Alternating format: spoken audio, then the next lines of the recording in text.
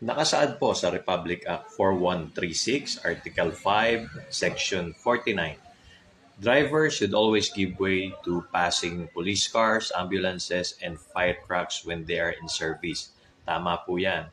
Kaya po doon sa madalas natin nakikita sa kalsada, napanay po ang buntot-buntot o tailgating sa mga emergency vehicle na nagpe-perform ng land duty katulad ng ambulansya, ng police cars at ng mga fire trucks. Bawal na bawal po yan at iwasan po natin. Konting disiplina po yung sarili natin para ligtas rin po tayo sa kapahamakan. At meron din pong penalty kung sakaling mahuhuli kayo dyan. Ang first offense po ay 250, second offense is 500 pesos, and third offense is 750. Pero mas mahalaga pa rin po na magkaroon tayo ng disiplina. Mag-ingat po tayong lagi. Isa pong dagdag kaalaman. Maraming salamat po. Good morning.